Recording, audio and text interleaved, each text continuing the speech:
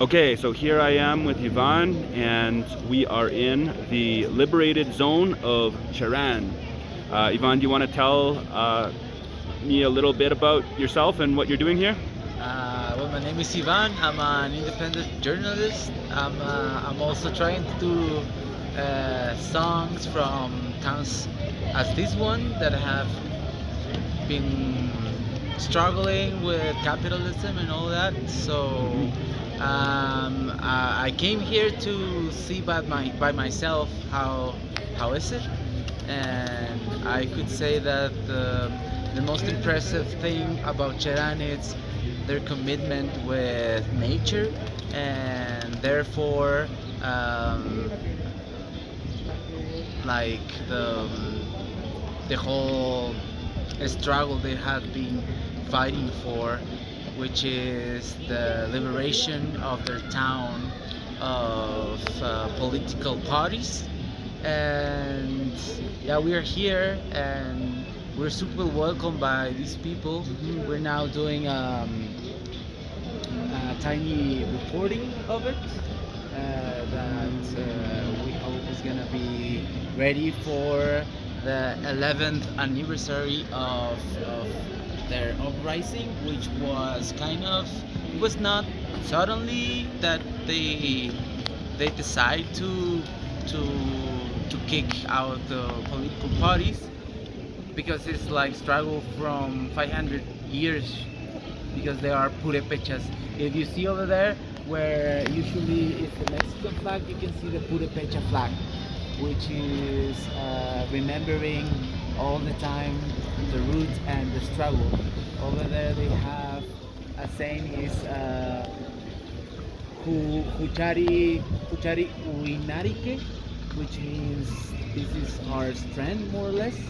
And we are here to see how they're doing their stuff, their own liberation, and of course they're still having a lot of things to do, but I guess they're doing right for being just 10 years of liberation. Yeah, so I mean, Tehran is famous for basically kicking out the police, kicking out the political parties, and going back to their traditional indigenous form of governance, which is actually permitted under the Mexican Constitution. Could you Yeah, that's speak right. a little bit about that for people who don't know anything about the Mexican Constitution? Well, the Mexican Constitution that we are currently, it was pronounced in 1976, which was right after the Mexican Revolution, and because of that, the Mexican government recognized the right of indigenous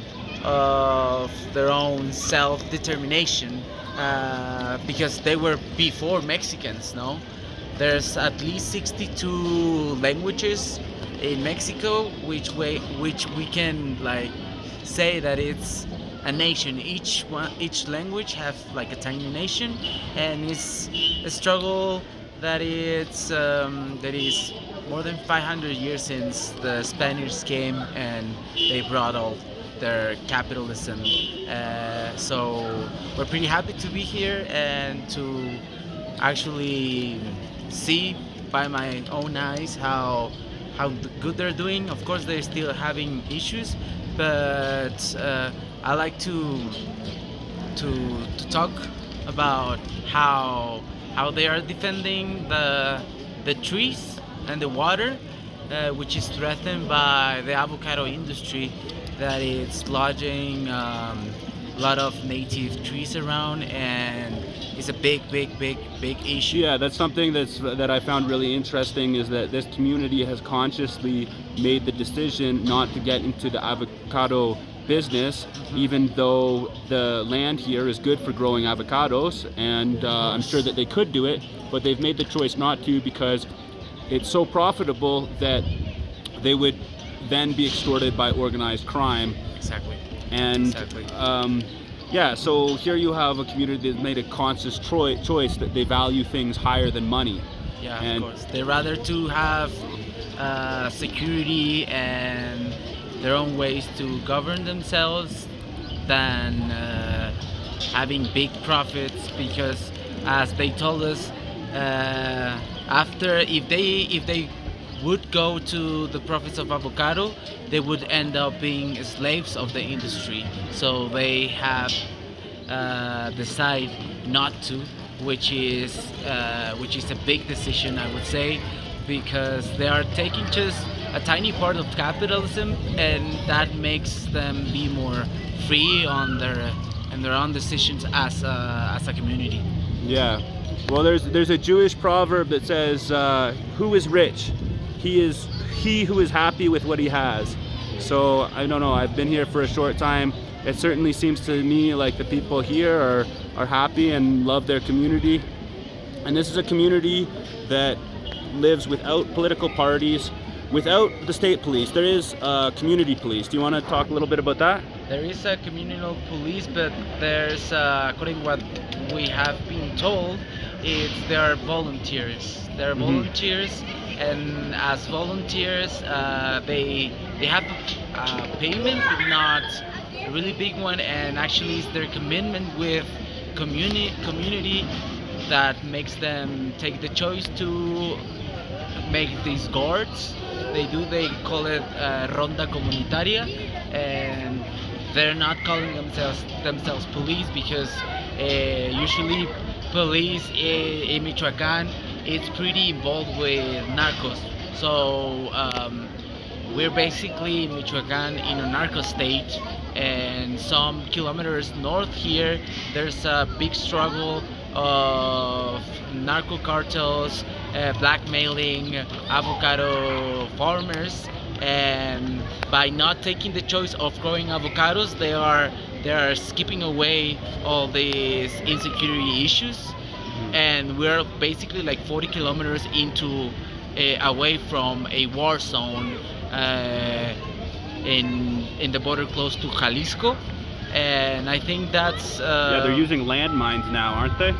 yeah, they're getting pretty powerful because they're controlling.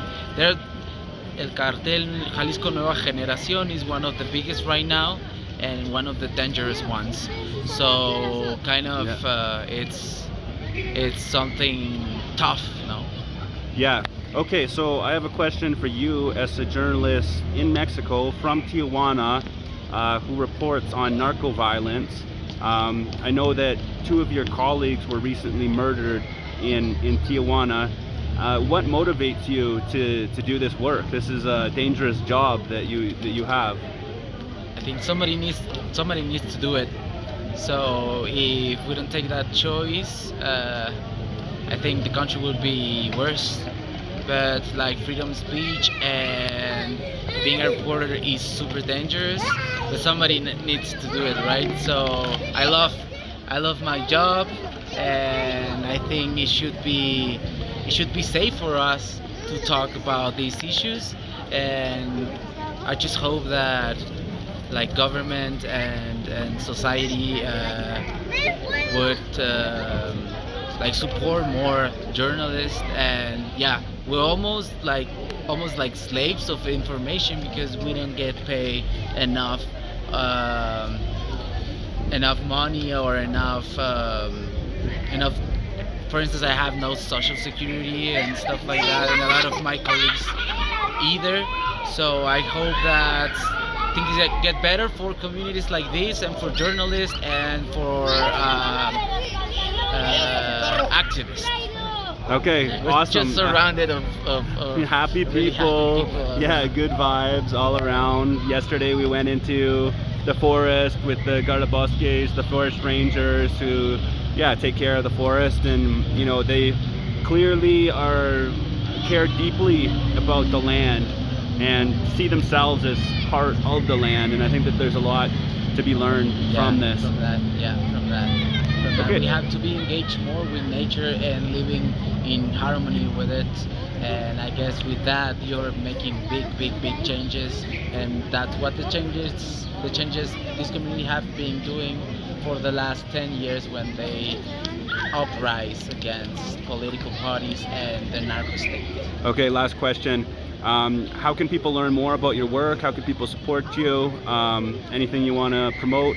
Uh, I guess just get more involved with, read more, and just not get what mainstream media gives you. And I ask people to get more commitment with true information and read more, get more deep into things. I would say that that will help us a lot because we've independent journalists usually we don't get that seen in mainstream media. So yeah, search for your independent journalism and read them. I would say I won't ask like for like economical support, but yes, for I would like I would like that people get more into looking for real information and not the first things that just pop up in Google. Yeah. Okay. Thank you very much. You're welcome.